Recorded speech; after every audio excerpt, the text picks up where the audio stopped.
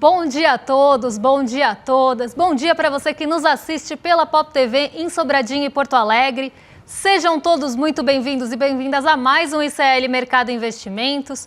Hoje, terça-feira, dia de conhecer os preços da cesta básica. Então, a gente vai entender como é que evoluiu aí a cesta básica aqui no Brasil. Mas também é dia da nossa novo episódio, né? Do nosso novo episódio de Tarifa Fatal, porque agora a gente está no momento ameaça ali da novela, então tá um retalhando o outro e a gente vai explicar todo o imbróglio para vocês. E saiu também um dado que o mercado adora, a gente aqui tem que falar, mas que são as estatísticas fiscais. Então vamos tentar desmitificar também um pouco essa coisa da estatística fiscal, da dívida bruta, da dívida líquida, porque esse dado está fresquinho e a gente vai passar para vocês. Mas antes disso, né, eu quero pedir para vocês que vocês deixem aí no chat de onde vocês estão assistindo a gente, porque vocês já sabem que o Diego está a postos lendo o chat todinho. Então, já deixa aí o seu bom dia ainda, né? Bom dia porque ninguém almoçou, eu acho. Deixa o bom dia e a cidade que vocês estão assistindo a gente. Vamos passar pela agenda rapidinho, porque a gente tem uma agenda mais curtinha hoje, uma agenda aí bem sucinta, eu diria. FGV divulgou às 8 horas da manhã IPCS, IPC semanal aqui, primeira quadricemana, então a primeira semana de abril. Esse dado já foi conhecido, é um dado preliminar, assim como o IGPM do primeiro decêndio. Então, dados preliminares da FGV de inflação, tanto de IPC, que é o índice de preços ao consumidor semanal, quanto do IGPM, que é o índice geral de preços mercado, que é o famoso índice do aluguel, né? Então, aqui, primeiras prévias de inflação de abril. Setor público consolidado de fevereiro também foi divulgado às 8h30, famosas estatísticas fiscais, a gente vai trazer também aqui para vocês. IBGE teve a pesquisa industrial mensal regional de fevereiro. Esse dado ele acaba um pouco em segundo plano, porque é regional, é uma derivação ali da pesquisa industrial geral, que a gente já passou para vocês. Produção e vendas de veículos de março às 11h, agorinha acontecendo essa divulgação. E tem evento importante à tarde, 15 horas, a Mary Daly vai participar de um evento institucional. E isso deve ganhar um pouco mais de relevância porque tá uma loucura lá nos Estados Unidos. Todo mundo quer saber para onde vão os títulos de dívida, para onde vão os rendimentos desses títulos e para onde vai a taxa de juros. Qual vai ser o próximo passo da política monetária? Então todo mundo deve ficar aí de olho na Mary Daly hoje à tarde. Dados pouco relevantes, tirando acho que a Mary Daly aí, né? Não tem dados muito condutores hoje, então a gente deve continuar vendo aquele movimento que a gente viu no restante da semana e também na semana passada, de a tarifa e a guerra comercial, a ascendência dessa guerra comercial, guiando aí os mercados de uma forma geral. Antes da gente passar para os assuntos mais importantes do dia, eu vou dar bom dia para o Diego, que está lá na nossa redação, porque ele vai trazer aí como é que ficou o fechamento do mercado. Então, Diego, bom dia, como é que você está? Bom dia, Débora, bom dia a toda a nossa audiência aqui, lotando o chat de bom dia para o Bad Dog, que está assistindo a gente em Porto Alegre, bom dia para Elias dos Santos, assistindo a gente de Nova Hamburgo, Rio Grande do Sul, bom dia para Mirela Morim, assistindo a gente de Floripa, Santa Catarina. Enfim, muito bom dia para você que nem eu, vai treinar ombro hoje na academia. Hoje eu tô com uma rinite alérgica bem chata. E, Débora, sabe o que mais tá bem chata? A situação da Bolsa Brasileira. O Ibovespa recuou ontem 1,31% e já o dólar bateu a casa dos R$ 5,91, com avanço de 1,30% sobre o real. No cenário corporativo, as ações da Petrobras foram as mais negociadas e encerram em queda de mais de 3%. Pelo andar da carroça, as próximas semanas vão ser bem complicadas nos mercados financeiros. Ainda mais que a gente tem um novo capítulo da nossa novela favorita, né? A novela Tarifa Fatal. Tem um novo episódio, não é, Débora? Você conta pra gente? Tem novo episódio, sim, Diego, e quem está em casa. Os tarifovers aí que estão assistindo a gente, né, que estão acompanhando dia após dia as mudanças dessas tarifas, porque é uma novela que não tem fim ainda, não tem dia para acabar, e a gente não sabe o quanto essa corda vai estourar, estender, né, para depois estourar. Estourar, ela já está até começando ali a estourar para alguns lados. Mas a gente sempre tem novidade, porque teve retaliação ontem, teve resposta à retaliação, agora pode ter resposta da resposta da resposta, parece aquela coisa de tréplica, réplica, enfim, né? É uma novela que está aí realmente se estendendo e gerando muita incerteza. Para quem estava assistindo em detalhes, a gente falou bastante sobre isso, porque o movimento do jeito que ele está acontecendo, ele acaba, sim, deixando o cenário mais incerto. Ninguém quer tomar decisão no meio do caos. Ninguém quer se posicionar para perder dinheiro se o cenário pode mudar de um dia para o outro. Então, a gente fez um compiladão aqui da linha do tempo desse desdobramento, principalmente agora, com essas tensões acirrando entre Estados Unidos e a China. Então, a gente trouxe aí esse compilado para vocês, para que a gente possa entender aí qual é a escalada dessa novela tarifária, principalmente entre Estados Unidos e China. Então, antes do dia 7 de abril, o Trump já tinha imposto tarifa extra de 20% em importações chinesas, alegando conivência com o tráfico de insumos para fentanil. Quem lembra, lá nos primórdios, antes das tarifas serem anunciadas, esses eram os termos de negociação de Donald Trump, inclusive em relação a Canadá e México também. Ele colocou ali uma tarifa inicial para chamar esses países, né, e as relações desses países para conversar, para tentar colocar ali seus termos em relação ao fentanil e outras questões ali, principalmente envolvendo as fronteiras dos Estados Unidos para o norte e ali no México também. Então a gente viu, né, esse sendo o primeiro esboço dessas tarifas aparecendo. E a China já tinha aparecido aí com essas tarifas de 20%. Então isso aconteceu antes do tarifaço ser anunciado. Depois, na primeira semana de abril, são anunciadas mais 34% aí de alíquota, né, adicional, somando o total de 54% em relação a produtos chineses. Então, os 20% da época do fentanil e mais 34% daquela conta, se você tem déficit ou não com os Estados Unidos, dividido também por um déficit ali que dá uma proporção, né, em relação de uma coisa a outra, e aí você divide por 2. Essa é a continha que está por trás dessa tarifa. E a da China deu 34%. A China respondeu no fim de semana, anunciando também uma tarifa, na verdade foi na sexta-feira à tarde, né? Não foi nem no fim de semana. Anunciou a tarifa de 34% em relação às importações dos Estados Unidos. Então, quer taxar 34% aqui, a gente vai taxar 34% de lá.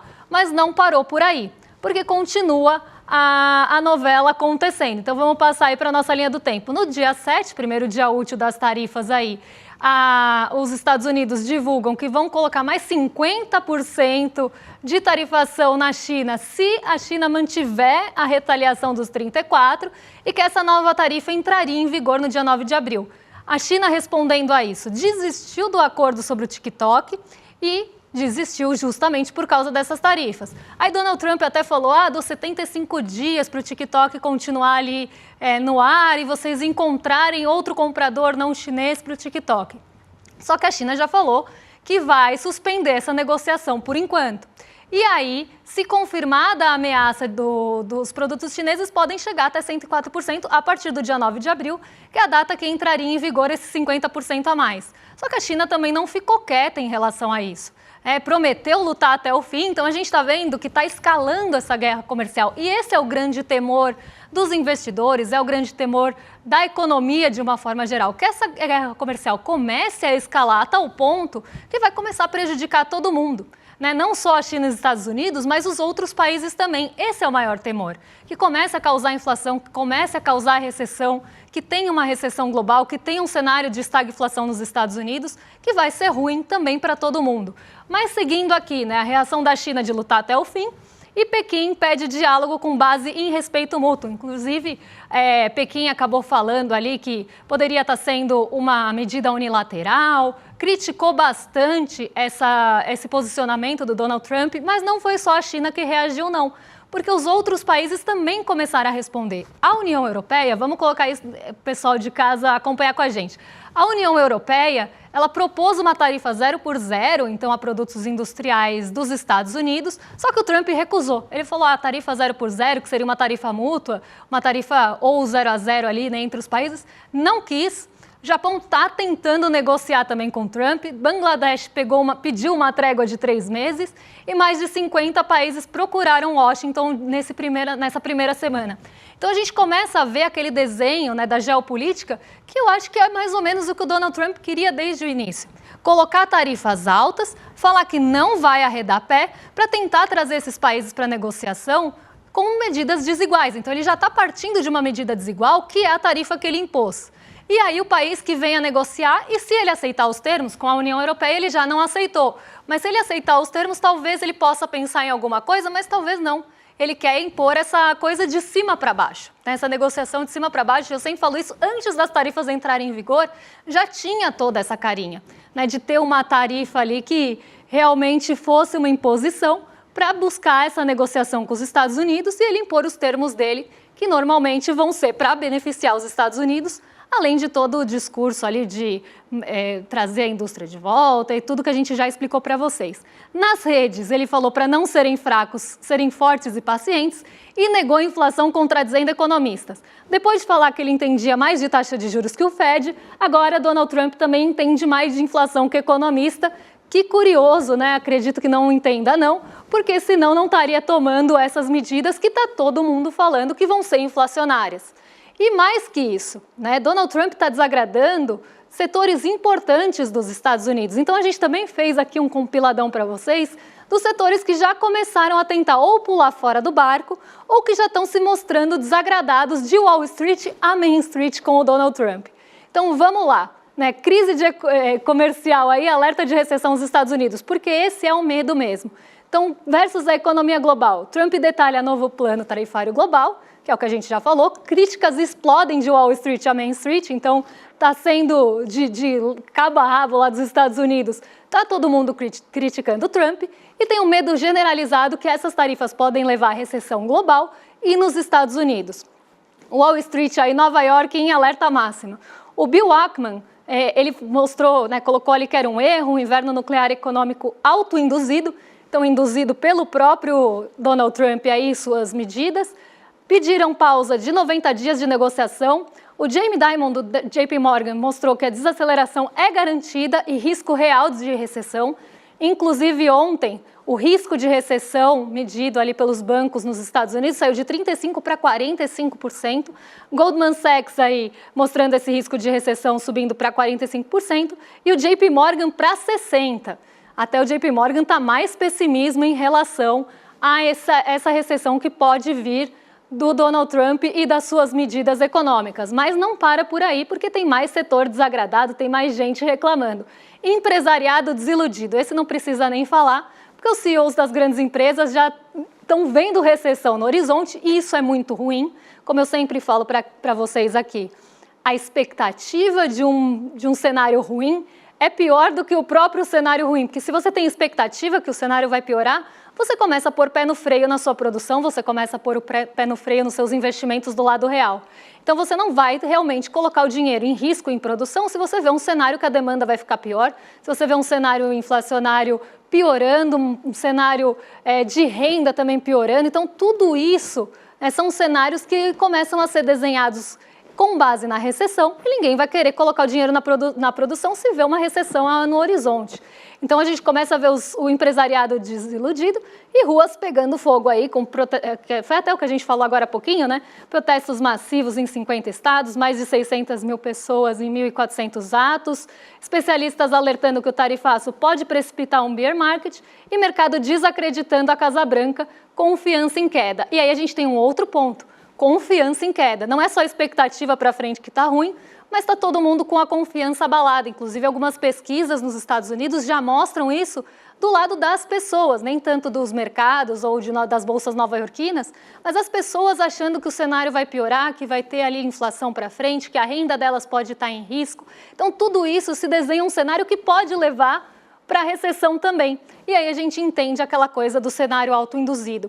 Então a gente vê setores sendo desagradados, setores que apoiaram inclusive Donald Trump em alguns momentos, agro, até o próprio setor automotivo de uma forma geral bem desagradados com essas medidas que vão prejudicar esses setores, mas de uma forma geral, do mercado financeiro ao setor produtivo, ninguém está feliz com isso. Então deve sim ter uma pressão cada vez maior em relação a essas tarifas, mas Donald Trump falou, gente, seja paciente, o seu carro pode custar $20 mil a mais, dependendo de como ele é produzido, mas tenha paciência que a gente vai ser forte e corajoso. Vamos combinar que isso não leva a lugar nenhum, né? As pessoas vão começar a sentir isso do lado real e a pressão deve aumentar cada vez mais. E aí a gente traz para vocês, quando isso acontecer, a atualização dessa novela que não para aí de ter capítulos. Mas agora vamos vir para o Brasil, porque o Diego tá com notícia quentinha lá na redação para passar aqui para a gente, né, Diego? Conta para gente o que está estampando as manchetes hoje. Exatamente, Débora. Foi divulgado agora pela manhãzinha pelo Banco Central um relatório de estatísticas fiscais. Isso é muito importante para a gente estar acompanhando o que está acontecendo aí, no que tange aos gastos do governo, etc. Né? Pois bem, resumidamente, o que esse relatório ele tem? O resultado primário do setor público, a dívida líquida e a dívida bruta. E aqui eu vou trazer um pequeno spoilerzinho para vocês. O setor público brasileiro teve um déficit primário de 19 bilhões de reais em fevereiro de 2025, uma queda de 61% quando comparado ao mesmo período do ano anterior. Então, uma queda bastante considerável no déficit do resultado primário. Além disso, a dívida líquida aumentou 0,6 pontos percentuais em relação ao mês anterior, de janeiro de 2025, chegando a 61,4% do PIB. E a dívida bruta também teve um aumento, já nesse caso de 0,9 pontos percentuais, chegando a 76,2% do PIB. Débora? Vamos entender esse imbróglio então, porque se tem uma coisa que o mercado financeiro adora olhar e adora falar, é de estatística fiscal, é de dívida bruta. A gente sabe que eles dão um peso muito grande para isso e pouco mexe, né, com a nossa vida essa questão, se a gente for pensar de uma forma prática. Mas o mercado financeiro usa isso como instrumento de pressão. Vamos ver como é que está essa trajetória da dívida? Vamos entender se ela é explosiva mesmo, como o mercado está falando? Porque quando se estampa uma manchete, normalmente é isso, né? Dívida explosiva do governo central, a dívida está cada vez maior. Vamos entender se ela está mesmo cada vez maior e por que ela está cada vez maior? Então vamos dividir primeiro entre dívida líquida e dívida bruta? Vamos entender como é que está essa trajetória aqui e contar para vocês. A dívida líquida, ela está bem estável, né? Então, a gente vê aqui uma estabilidade da dívida líquida sempre ali em torno dos 60%. Por mais que pareça que dá esse pico no gráfico, é muito por questão de escala, porque a gente está falando de um gráfico que varia 3% aqui. Então, ele sai de 61,10%, em dado momento ele chega ali perto de 62%, né, que é o pico da dívida líquida. E dívida líquida, gente, só para vocês entenderem, é a dívida sem o custo financeiro, é a dívida sem o pagamento ali de encargos financeiros e juros. Então, aqui é a dívida do país de uma forma geral, sem os custos da dívida. Então, chega ali a 62%, cai. Então, que trajetória explosiva é essa, gente? Se a gente está vendo desde setembro a dívida líquida caindo e agora ela volta a subir um pouquinho em fevereiro para 61,4%. Então, não é uma trajetória de dívida líquida explosiva, não é uma trajetória de dívida líquida preocupante e alarmante do jeito que se pinta. Só que precisa pintar um cenário de risco fiscal, um cenário de caos de dívida para cobrar mais juros por essa dívida. Porque se você tem uma dívida que não traz risco, se você tem uma dívida contida, como é que você vai falar que você tem um risco fiscal, que tem uma gastança exorbitante e que isso está fazendo pressão para que os juros subam porque o risco do país está subindo? Vocês acham mesmo que o risco do país está subindo nessa magnitude que se fala de trajetória explosiva e galopante da dívida, sendo que a gente teve até uma queda na dívida líquida aí nos meses que antecederam fevereiro? O gráfico mostra para a gente que não. Só que o mercado financeiro e os grandes veículos de mídia que são ligados ao mercado financeiro, na maioria das vezes, eles colocam a dívida líquida quando convém e colocam a dívida bruta quando convém. Convém usar a dívida líquida quando ela está com uma trajetória um pouco mais estável, como a gente tem agora? Não convém. Então, o que eles começaram a usar para estampar a manchete? A tal da dívida bruta, que eu acabei de contar para vocês, que tem encargos de dívida e juros. Então, o que está aumentando? E o próprio Banco Central assume isso quando fala da dívida aqui. O que está aumentando? O que pode estar aumentando? Se não é a dívida em si, né? Se a dívida está caindo, o que pode estar aumentando? A dívida bruta aqui, que sai de 75,7%, aí chega, né, perto dos 78% ali por cento. Aqui também a escala é só de 10%, e depois até cai um pouco, né, no finzinho do ano, e volta a apontar para cima aqui em 76,2%. Eu desafio vocês deixarem no chat o que vocês acham que pode estar elevando essa dívida aqui. Mas eu já vou contar para vocês que é o próprio encargo da dívida. Se a gente tem uma Selic que aumenta, a dívida bruta tende a aumentar junto.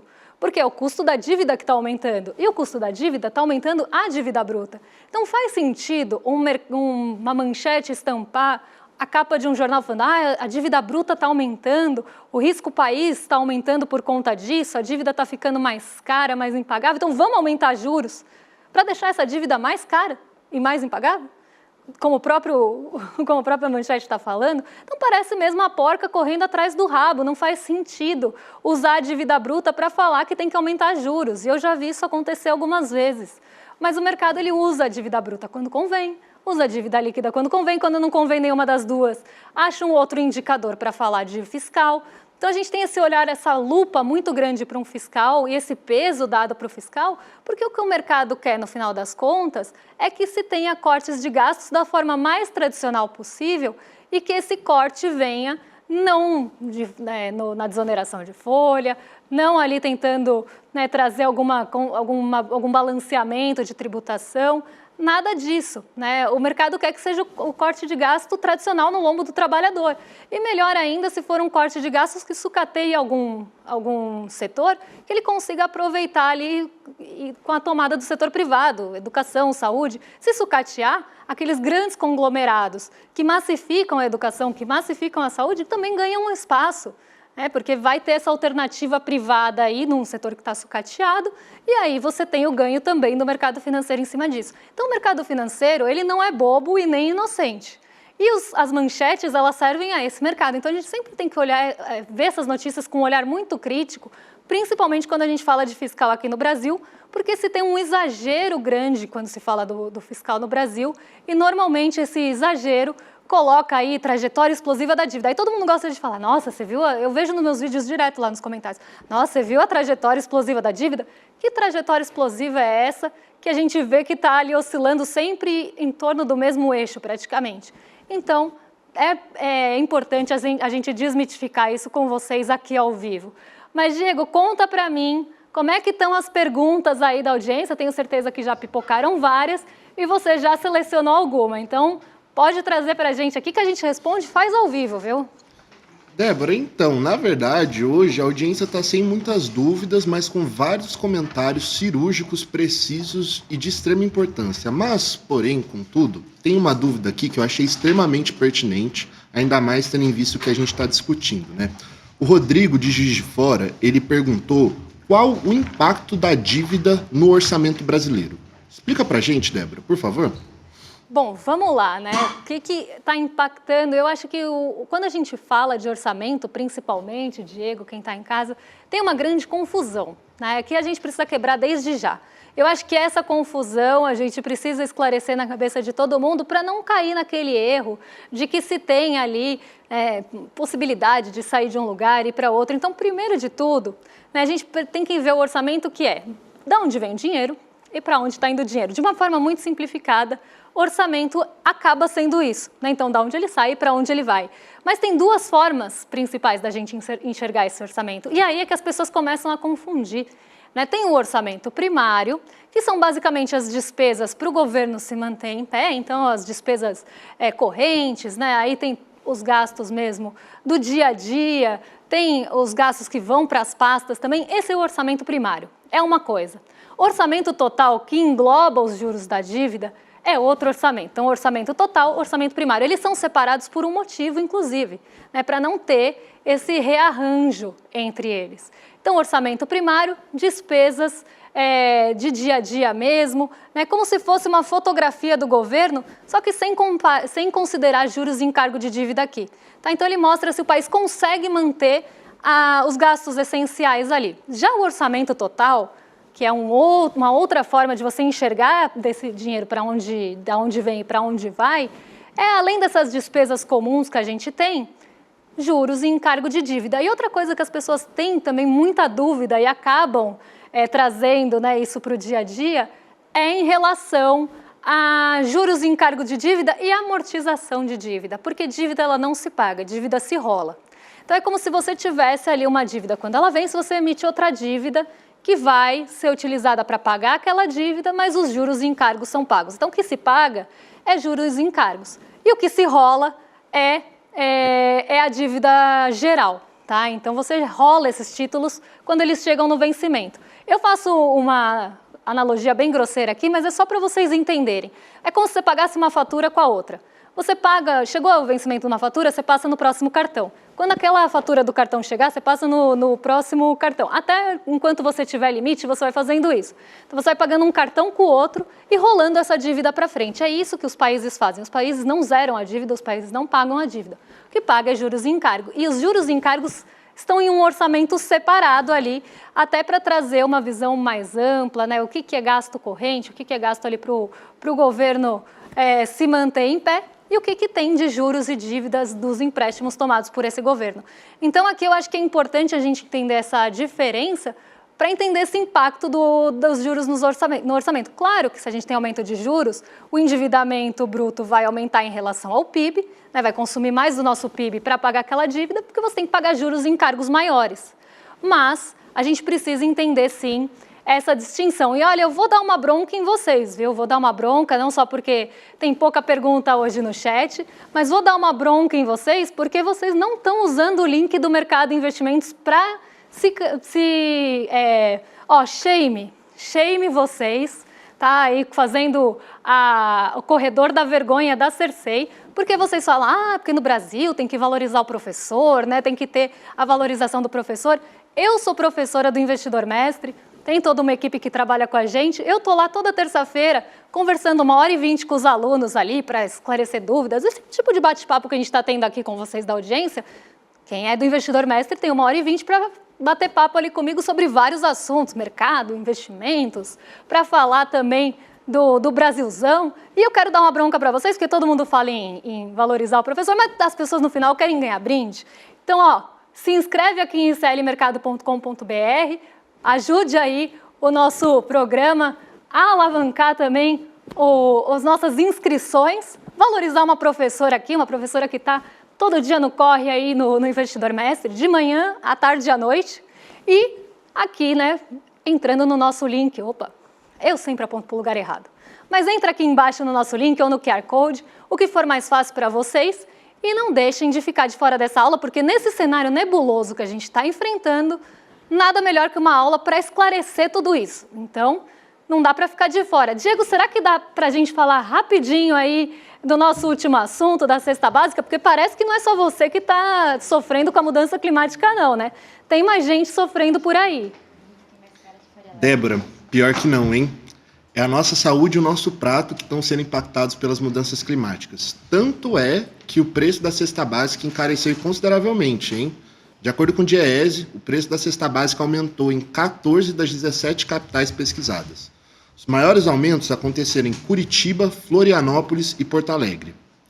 Por outro lado, reduções importantes também aconteceram, nesse caso em Aracaju, Natal e João Pessoa. Ainda assim, São Paulo lidera com a cesta básica mais cara do país, custando R$ 880,72. Acho que não vai dar tempo do panorama geral feito pela Débora. Já vou aproveitar aqui, já vou me despedir. Tchau, Débora. Muito obrigado mais uma vez por esse espaço. Um prazer imenso estar aqui com você. Tchau, tchau para a nossa audiência. Vejo vocês amanhã e até mais, gente. É isso aí. Amanhã, então, a gente traz os detalhes da cesta básica. Diego já deu uma visão mais geral, mas amanhã a gente traz valores. Quem que inflacionou mais aí no mês, nesse último mês, né? Quais foram as capitais que mais sofreram? O que levou essa alta também? Quais foram os itens que mais sofreram? Para a gente entender o que está mexendo com o bolso de vocês, porque cesta básica não é brincadeira, não.